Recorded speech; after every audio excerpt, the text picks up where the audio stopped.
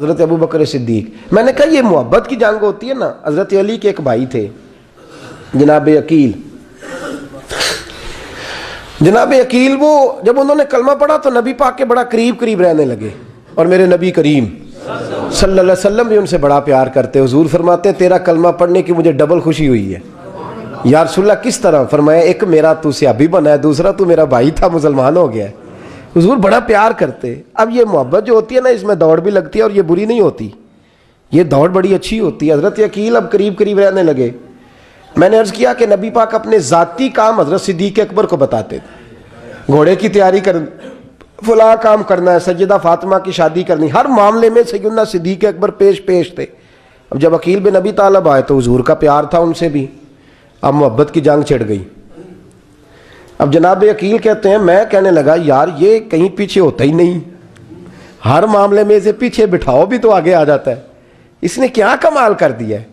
کہتے ہیں آہستہ نا میں جوان تھا, ابھی نوجوانی کا عالم تھا, تو وہ خاص پہلو میں سمجھنے سے ابھی قاصر تھا. توجہ ہے آپ کی؟ کہتے ہیں ایک دن نا بڑی باتوں میں حضور فرماتے ابو بکر میرا گھوڑا تیار کرو, تو کہتے ہیں میں دوڑ کہتا تو چھوڑ میں کرتا ہوں. کہتے ہیں وہ چپ کر جاتے.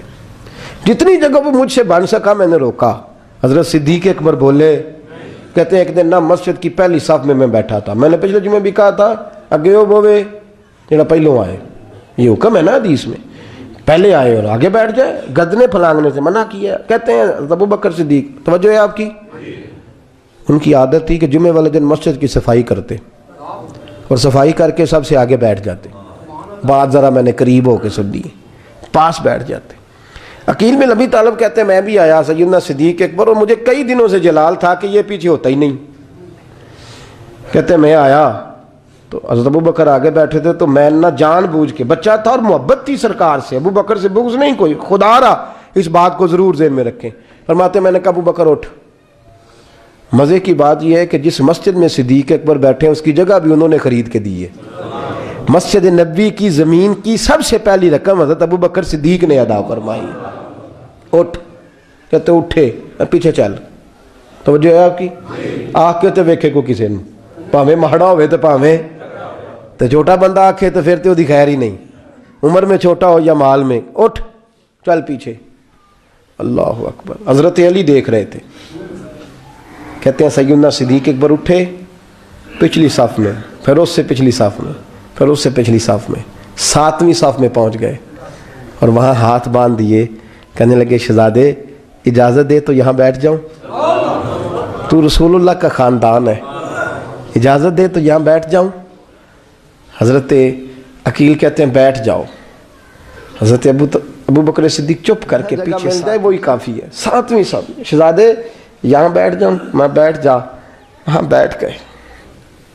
نماز جمعہ پڑھا, سب چلے گئے. حضرت علی حضور کی بارگاہ, یا رسول اللہ عقیل کو تو کچھ سمجھائے.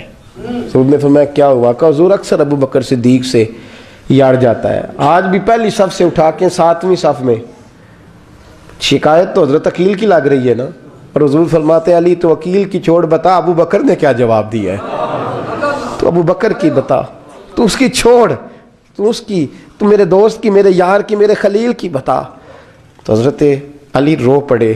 کہنے لگے محبوبہ ابو بکر جیسا درد کہاں سے ڈھونڈ کے لائے.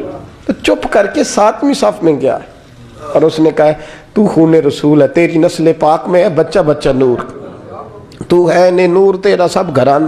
چپ کر کے بیٹھ گیا. حضور نے فرمایا بلاؤ ابو بکر کو, عقیل کو بھی بلاؤ. دونوں آ گئے. حضور نے فرمایا ابو بکر جمعے میں کیا ہوا ہے؟ عرض کی حضور کچھ بھی نہیں. حضور نے فرمایا تجھے کسی نے صف سے اٹھایا؟ کہا نہیں یا رسول اللہ نہیں. آپ کو کس نے بتایا؟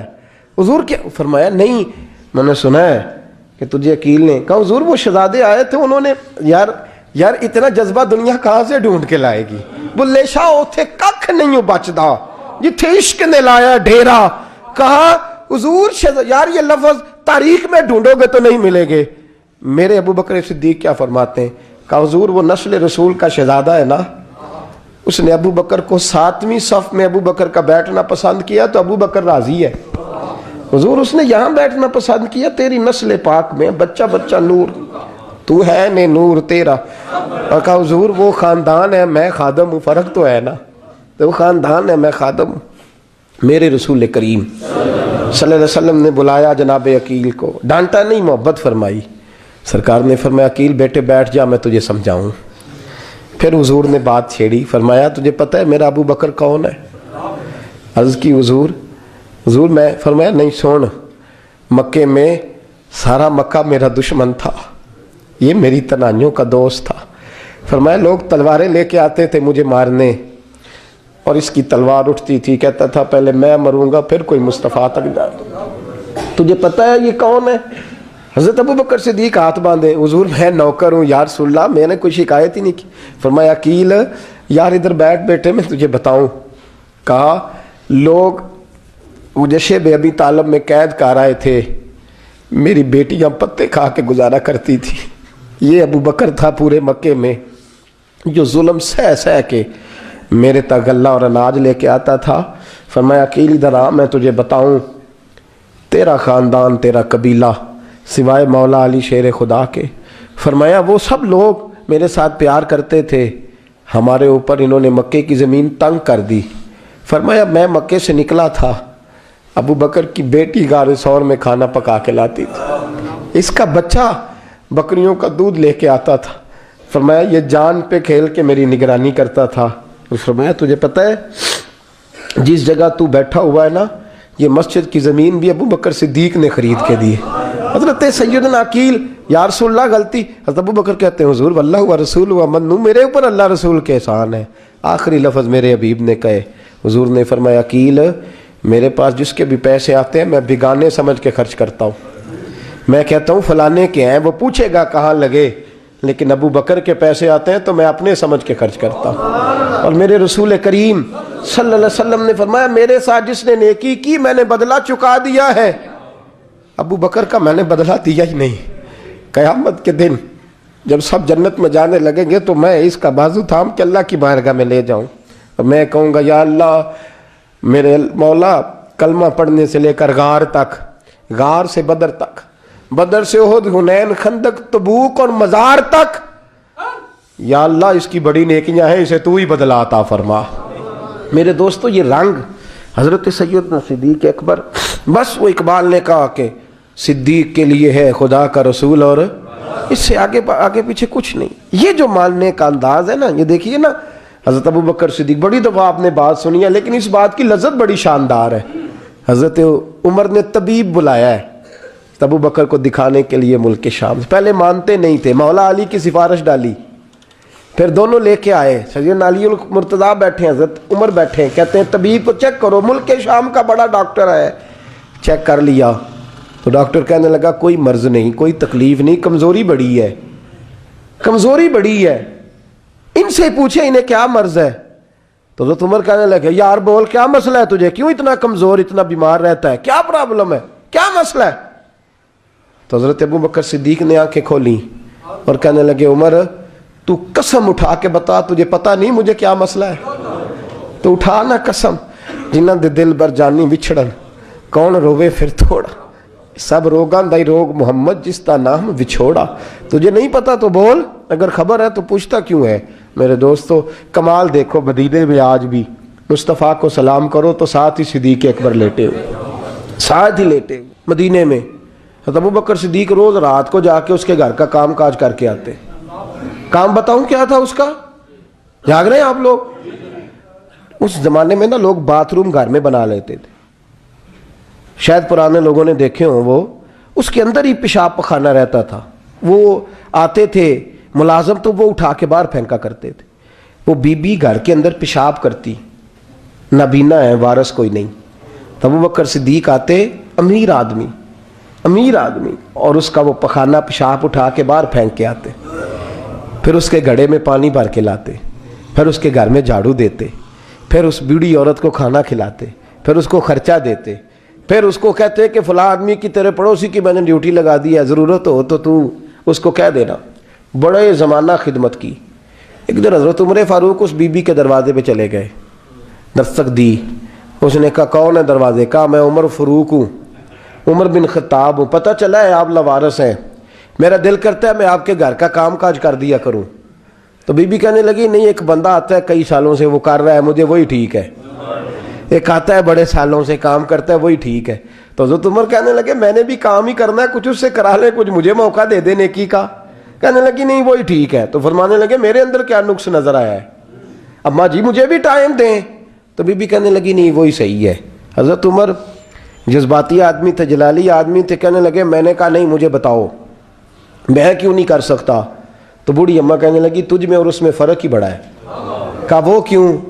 کہنے لگے اتنے سال ہو گئے اسے آتے ہوئے، اتنے سال، تو پہلے دن آیا ہے اور آتے کہہ رہا ہے میں عمر بن خطاب ہوں، اپنا نام بتا رہا ہے، سالوں ہو گئے میں روز پوچھتی ہوں تیرا نام کیا ہے، وہ بتاتا ہی نہیں۔ وہ کہتا ہے اماں میں کام صحیح کرتا ہوں تو نام کو چھوڑو، نام بتا کے کیا کرنا ہے۔ فرمایا یہ تھوڑا فرق ہے، اس نے اتنے سالوں میں نام نہیں بتایا اور تو پہلے دن ہی آگے کہہ رہا عمر بن خطاب ہوں، تو ابا جی کا بھی نام بتا رہا ہے، میں نے نہیں کام کرانا، مجھے وہی صحیح ہے۔ نام نہیں بتاتا، نوکری پوری کر جاتا ہے۔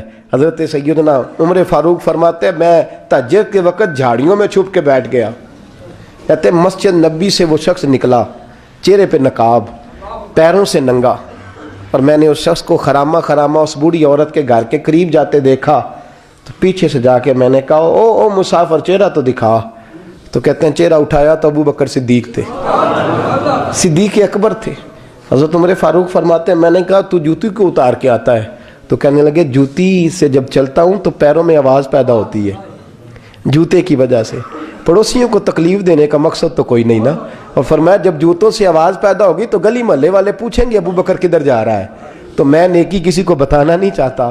تو فرمایا ابو بکر کب سے آ رہے ہو؟ فرمایا چھوڑ عمر، بس دعا کر رب میرا آنا قبول فرما لے، تو دعا کر سرکار کی بارگاہ میں حاضری صحیح لگ جائے، چھوڑ میں کب سے آ رہا ہوں، کس وقت سے آ رہا ہوں، اس مسئلے کو چھوڑ، تو یہ دیکھ پانی پر نسویلیاں رنگا رنگ کڑے پرے آؤ سدا جانیے جس دا توڑ چڑھے۔ یہ بات آپ نے درجنوں بار سنی ہے، لیکن اس پر غور تو کرو میرے دوستو کہ حضرت عمر فاروق فرماتے ہیں جن دنوں تبوک کے لیے میرے نبی نے اعلان فرمایا میرے حالات اچھے تھے، ابو بکر کے اچھے نہیں تھے، مالی حالات کمزور تھے، کچھ مسائل تھے، میرے اچھے تھے۔ میری سرکار نے اعلان فرمایا کہ پیسے دو، فرماتے ہیں چونکہ میرے حالات بھی اچھے تھے تو میں نے کہا اس دفعہ پہلا نمبر میرا ہی ہوگا۔ فرماتے ہیں آدھا مال گھر کا، یہ بھی بڑی دلیری ہے۔ کتنا؟ بولیے اتنے تے سی ابے نو نہیں دس دے ساڑھے کو پیسے کنے نے، کہتے ابا جی مانگنا لین، والد صاحب کو نہیں بتاتے، ہماری جیب بکھری ہوتی ہے، ایسے ہی نانا کو مانگی نانا لے۔ آدھا مال حضرت عمر فاروق فرماتے ہیں آدھا مال میں نے بانٹ کے حضور کی بارگاہ میں، اور ساتھ میرا ارادہ ہے کہ ابو بکر آج میں نہیں تجھے آگے گزرنے دیتا۔ فرماتے ہیں مال پیش کیا، تھوڑی دیر گزری تو ابو بکر بھی آ گئے، اور منظر کیا ہے؟ کہتے ہیں انہوں نے قمیض پہنی ہوئی ہے بوریے کی، سر پہ ٹوپی کوئی نہیں، پیروں میں جوتا کوئی نہیں، سر میں ٹوپی کوئی نہیں، پیروں میں جوتا کوئی نہیں۔ کہتے ہیں ابو بکر صدیق آئے، سب کا مال آیا، مصطفیٰ کی بھی اتنی توجہ نہیں تھی، پر جب ابو بکر آئے تو میں نے مصطفیٰ کریم کے انداز بھی بدلے ہوئے دیکھے، اس شخص کے آنے پر بدلے ہوئے دیکھے۔ فرماتے ہیں میرے رسول پاک کے سامنے ہر چیز ابو بکر نے قدموں میں ڈھیر کر دی، اور ڈھیر کر کے نا چیزیں رکھ کے تو فٹافٹ پچھلی سائڈ پہ، کسی کو پتہ نہ چل جائے، پچھلی سائڈ پہ حضور کے۔ تو حضور نے فرمایا ابو بکر سامنے آنا، گھر کیا چھوڑ کے آیا ہے؟ فرمایا ہر چیز، پیچھے بیٹھ گئے۔ تو محبوب نے بازو تھام کے آگے کیا، فرمایا کیا چھوڑ کے آیا گھر؟ یہ اس بات پہ بات آپ نے پہلے بھی سنی ہے، لیکن ان لفظوں پہ غور کرو۔ ابو بکر نے یہ نہیں کہا حضور کچھ بھی نہیں میں سارا کچھ لے، یہ لفظ کہا ہی نہیں۔ اللہ کرے ہمیں اس عقیدے کو سمجھیں، اس نظریے کو۔ یہ ترمذی اور مشکات دونوں میں یہ لفظ موجود ہے۔ یہ نہیں کہا حضور کچھ بھی نہیں سارا کچھ لے آیا ہوں، یہ نہیں فرمایا۔ حضور نے فرمایا ابو بکر کیا چھوڑ کے آئے ہو گھر؟ توجہ ہے آپ کی؟ لفظ دیکھیں، کہا ما ابقیت اللہ و رسولہ، یا رسول اللہ گھر میں خدا کو بھی چھوڑ آیا ہوں، محمد مصطفیٰ کو بھی چھوڑ آیا ہوں۔ یہ لفظ ہے سیاستہ کے۔ اقبال کہتے ہیں پروانے کو شمع بلبل کو بھول، بس اس بس کو سمجھنا، پروانے کو شمع بلبل کو پھول، بس صدیق کے لیے ہے خدا کا رسول اور بس۔